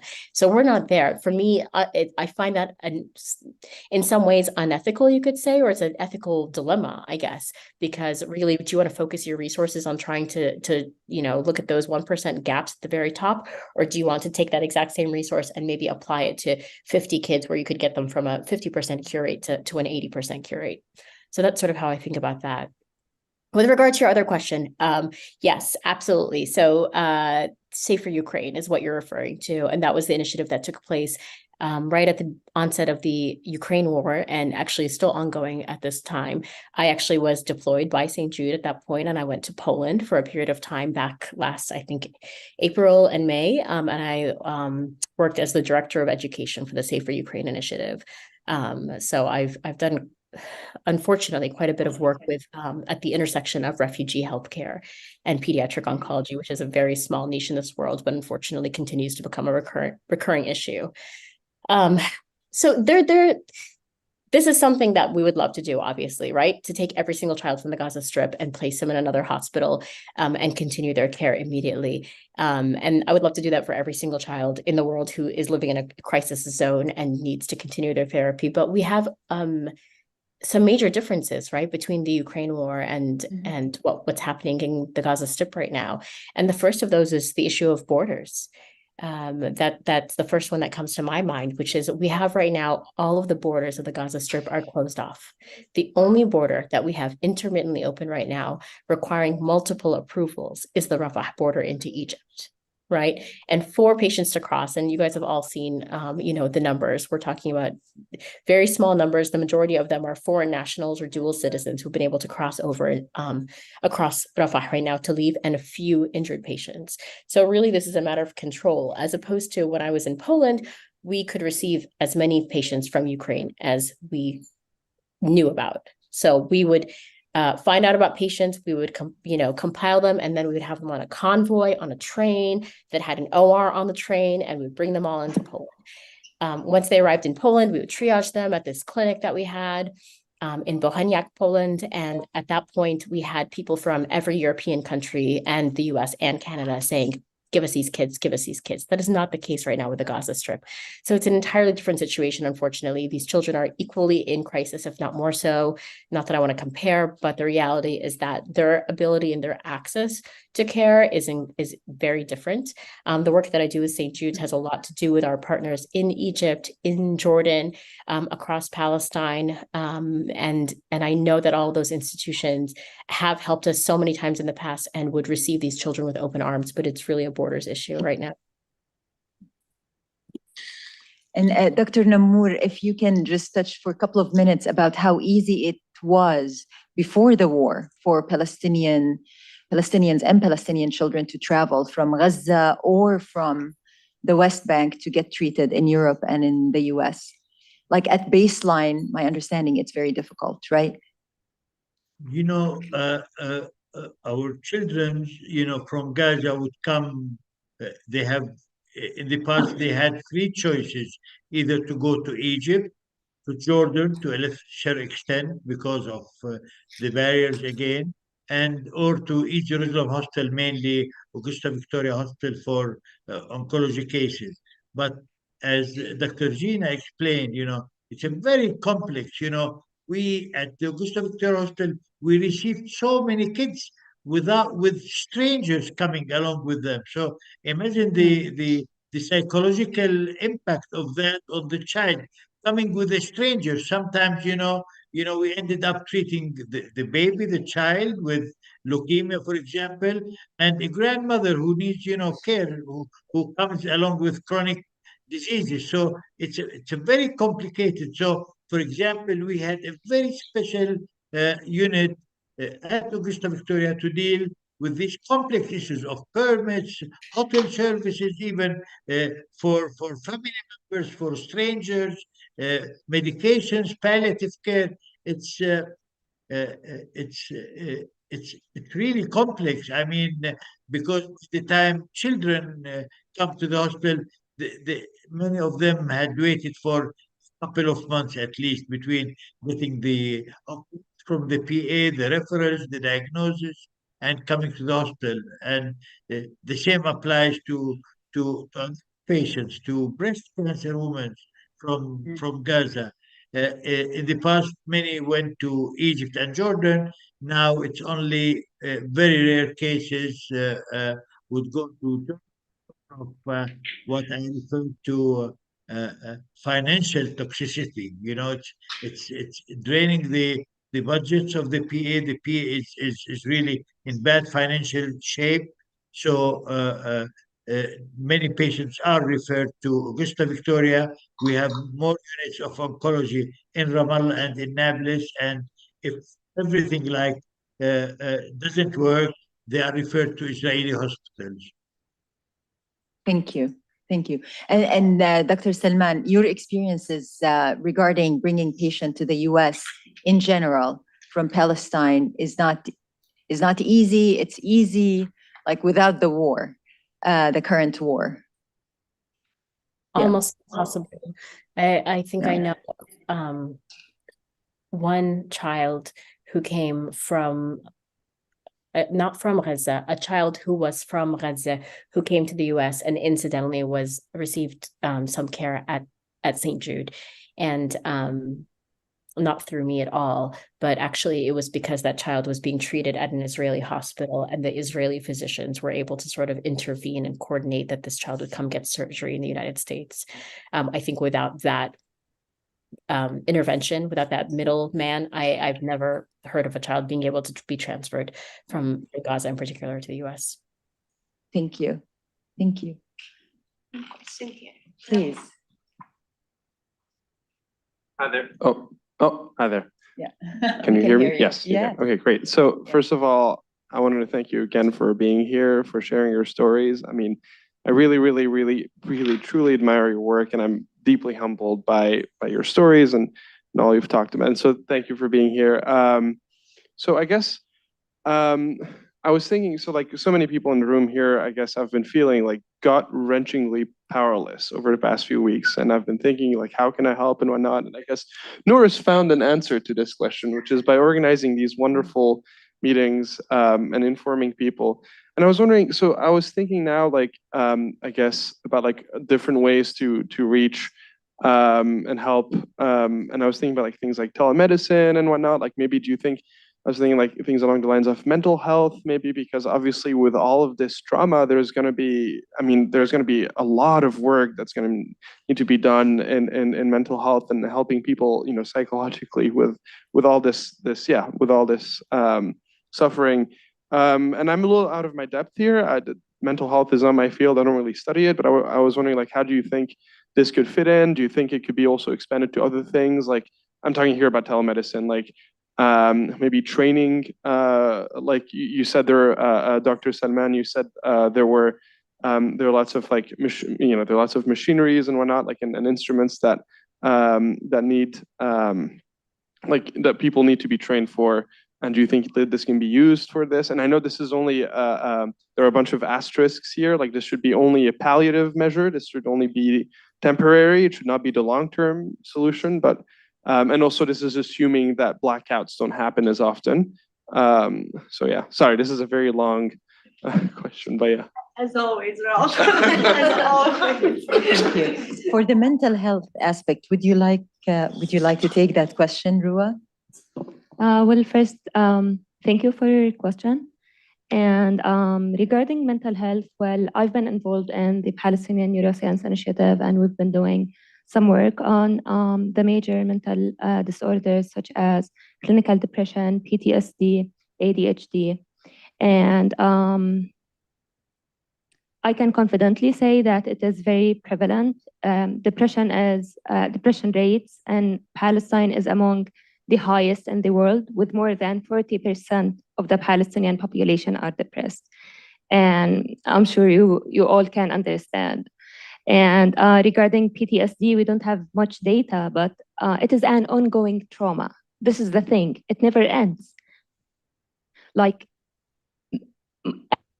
as I said, my story actually relates to many Palestinians. We've been through a lot as children and as we were growing older. And it is not just about the recent escalation or the recent genocide or the recent war. Being born as Palestinian is traumatic, period. So I believe there is an entity right now for situations like we have in Palestine. They call it chronic trauma stress disorder rather than post-traumatic stress disorder, because it's ongoing. It's not post, like the trauma didn't end. It ebbs and flows, but it's ongoing. Exactly, it is an ongoing trauma. But I think one of the things that actually impressed me about Palestinians in general is that they find a way of channeling all of these negativities into something positive. And we've been seeing a lot of the post-traumatic growth instead of the post-traumatic stress.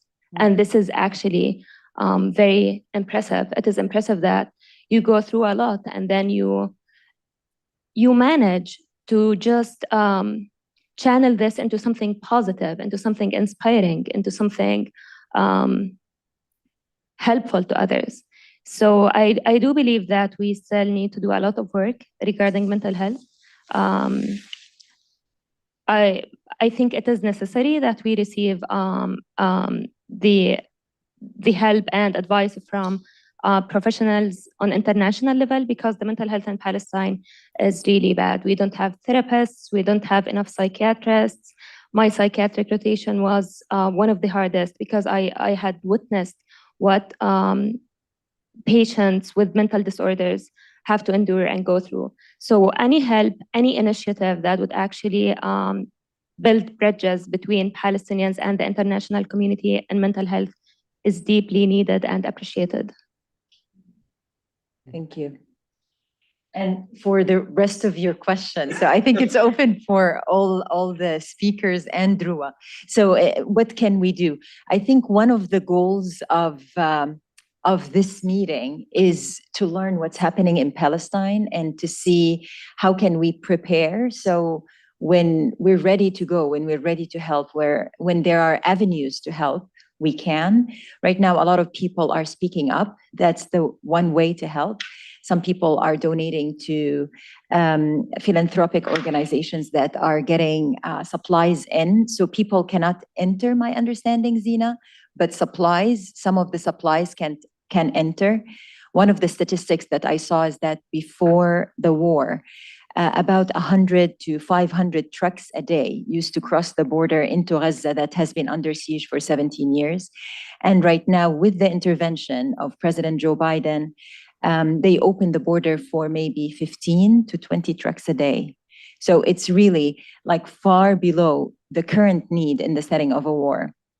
But if you want to do something, you can look at the different organizations that are getting their trucks in and try to help that way. The other thing is one of Noor's goals, which is to create a community here. Like, you're concerned, you want to speak, you want to hear from people on the ground there, and you don't know where to go. So there is that community of your faculty, of your colleagues, of people like you who have similar feelings and similar concerns, and you can share your concerns together and come up with an action plan. Like, what can I do tomorrow? Tomorrow I'm going to speak up. Tomorrow I'm going to donate. Tomorrow I'm going to reach out to UNRWA or PCRF or one of the organizations and ask them, can I be on your list of people that once the borders are open, I can go and help or do something? What other ideas do you suggest, Dr. Madani? No, absolutely. I mean, everything you said is right on target. Yesterday, I was walking to try to get my head off of the news for a little bit, and I met one of your colleagues, Dr. Leslie Lehman. Oh, okay. Yes, she's a pediatric oncologist, and I think Dr. Zeena is, nodding too. She knows Leslie. Leslie and I have been colleagues for a while now, and she saw me and she said, I had just come back from Jordan a few weeks ago. She asked me how everything was. And we talked about the war, and I said, well, during the walk, I was just thinking, what can I do? What can I do? And I started thinking that, well, I have a lot of physician friends. I maybe can put everybody together as a SHE delegation to go as soon as ceasefire is called. And she said, Navid, and I can't even repeat it with not getting choked up. She said, Navid, your kids are little, my kids are grown. I don't need a ceasefire. I'll go. Just let me know what I can do. And that both, broke my heart, and also I was just so proud of, humanity. When you think there is no humanity right now, you look around in our Harvard community and you see there's so much around, and that's the glimmer of hope. So there are, I am so grateful to Noor for putting these, teachings together. Thank you so much, Noor. I think she needs a round of applause. Yeah.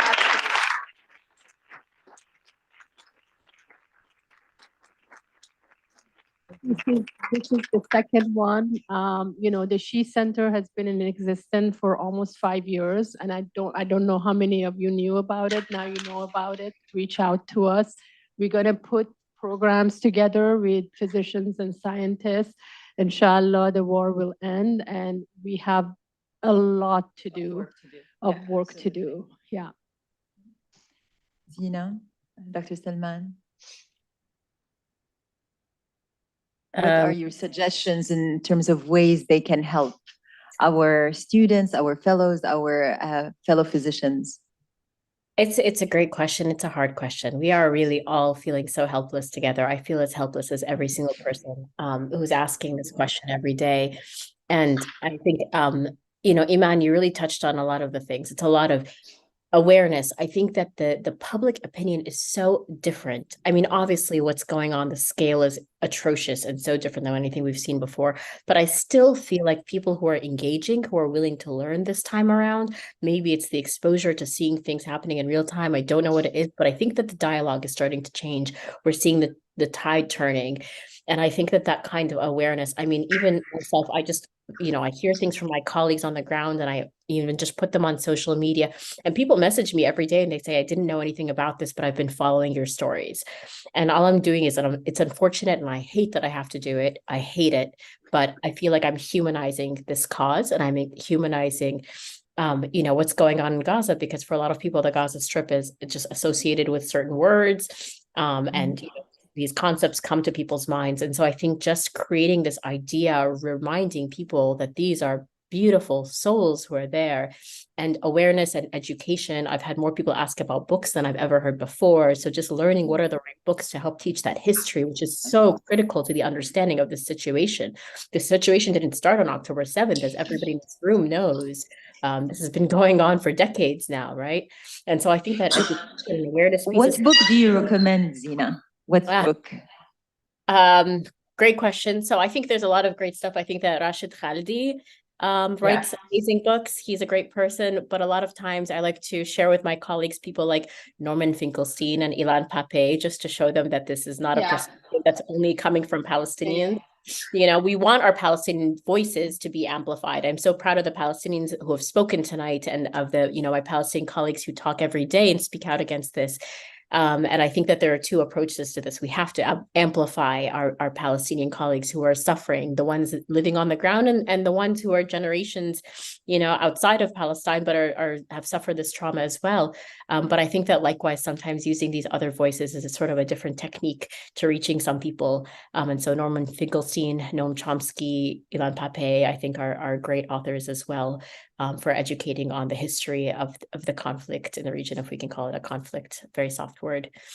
But I think that's important. I think calling representatives makes a little bit of a difference. We all know what the US government thinks. We all know how complicit we all are with our tax dollars in the United States in funding this. But I think that calling our reps and letting them know, I think that even I've heard from people in Washington that Joe Biden, spoke a certain way last week, and then he started to hear about what's going to happen to him in Michigan during the elections.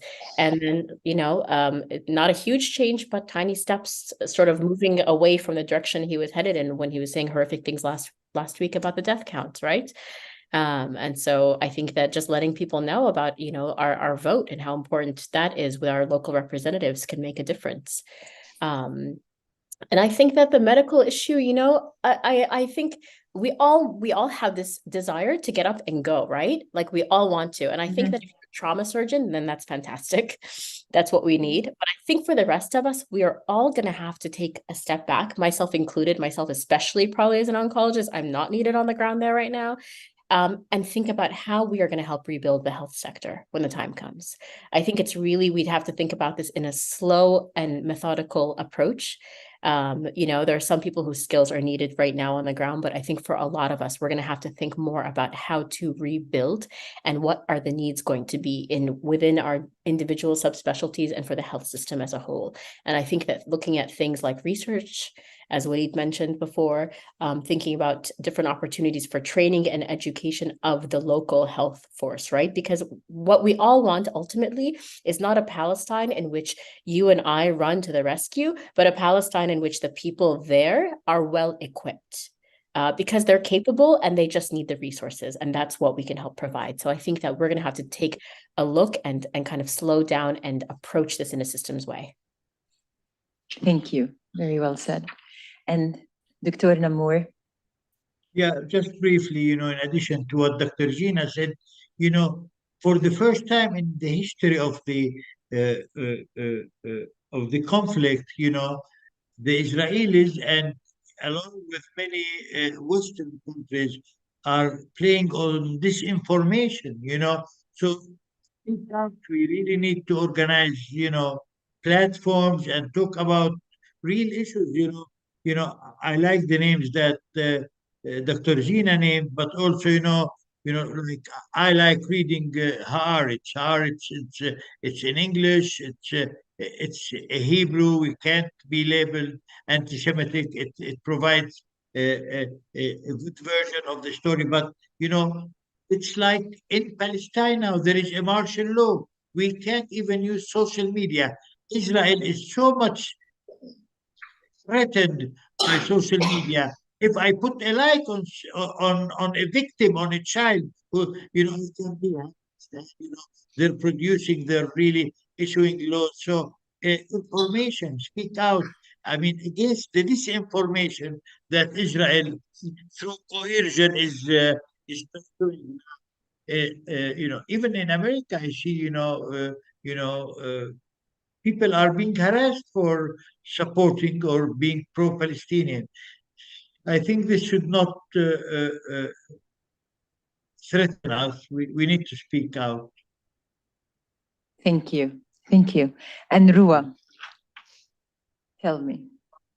Your family is in Ramallah, right? Yeah, my family is in Ramallah. And some of the impact that we don't hear about a lot in the news right now is felt in the West Bank, where Hamas is not there. Yeah. Yet people are being harassed, some killed. I believe 33 course. children were killed over the past month. Yeah, of course. How can we support them? What's happening in Gaza is so horrible. We cannot even talk about what's happening in the West Bank. So whenever someone asks me, how's your family? I don't know how to answer. Can I say they are safe? They are not safe. But in comparison to what's happening in Gaza, they are in a much safer place. So you never know how to answer these tricky questions because it is less intense than what's happening in Gaza, but it's never safe. There is no place in Palestine that is safe. For Palestinians. No place, exactly. It does not exist. So I think the best way to support Palestinians is, whether in West Bank or in Gaza, is by raising awareness. And this is something that we can all do. We can always speak up, regardless of the consequences. I know it's not easy. And believe me, it's so hard on me. After the killing of my two brothers, I had to educate people. I had to do interviews. I had to stand in front of cameras and tell my story. And this is another way of dehumanizing Palestinians and underestimating our pain, because the least of human rights is to be given the space to grieve your loss. We never have this. We always feel responsible to educate, to raise awareness, because we do not want our lives to be worthless. We want to feel that the world actually cares about what's happening. I want to believe that the world actually cares about what happened to my two brothers who were brutally murdered by Israeli occupation forces. And by you speaking up, by you spreading the truth, you are helping us. You are somehow taking away some of that burdening responsibility that we keep feeling on daily basis, because it gives us some kind of relief that other people are speaking to. It's not just Palestinians. You do not have to be Palestinian to educate people about what's happening in Palestine. To support Palestinians, you only need to be human, regardless of your background, regardless of your nationality, regardless of your race, regardless of whatever you come from. You have a responsibility to stand with Palestinians. And as I said, be the voice for the voiceless. This is the thing that I believe will help the most.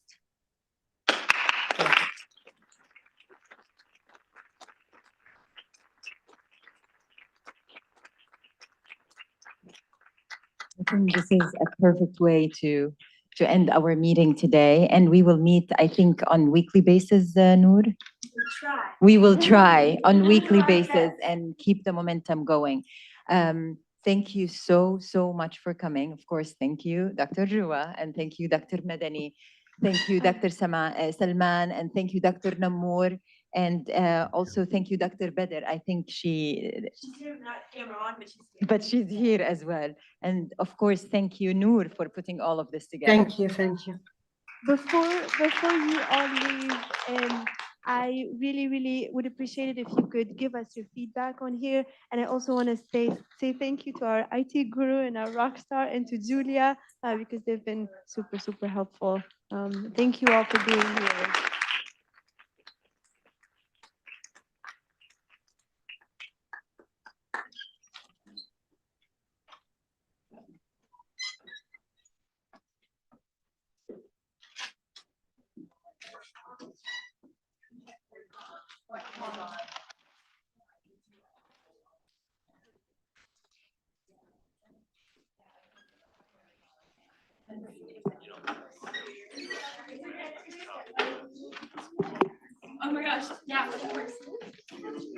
Thank you so much.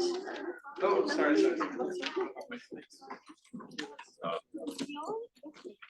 Happy to see you.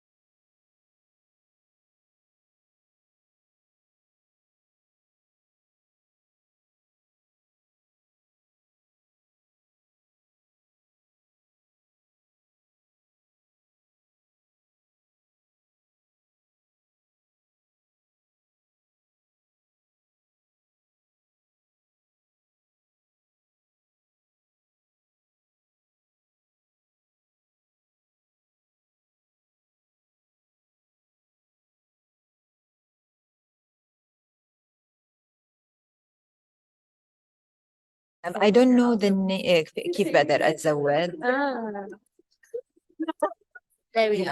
Okay. So في عندي خالد رشيدي هذا الجراح ولا لا هذا No, no, no, no. دي 100 years of Palestinian. Okay. Yeah. So هلا مين عندي ساندي تولن اللي هو كتب The Lemon Tree. The Lemon Tree is excellent. وبعدين column مكان أنا I run البوك كلاب تبع Boston Children's Hospital. اسم الكتاب A Paragon. هذا is excellent as well. Paragon. Also, I saw الشكل A Paragon it means the structure with endless number of sides and angles. فأنا ابني عمره 9 سنين لأنه بحب الماث بيقول لي ماما that's a circle.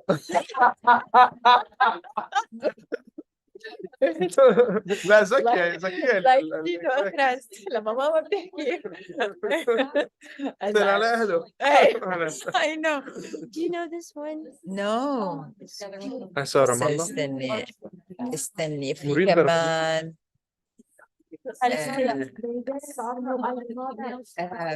شوفي كمان في عهد تميمي هذا أنا I just finished it. She got arrested again. Yeah. No way. Today? I was just Alliance. Yes, I saw that. Yes. It's excellent. كتبتها مع تكروري. Yeah, exactly. هي تكروري ايش كان اسمه كمان بي AJ Plus الجزيرة هي أمريكية. هي أمريكية بعرف يس. كمان سويت فيديو مع الجزيرة وقت راحت زارت I'll share these with the post email. بس هلا المشكله انه حاطين لك بيجي بوست انه قاعده تقول عادي بدي اشرب من دمكم فحطوها بس احنا كعرب بنقول والله لاشرب من دمك بس مش معناته مثل ما هم عم بيفكروا. Not literally. We never mean it literally. ما زي ما بقول لاولادي اكسر راسكم هلا اذا بدك تنقلها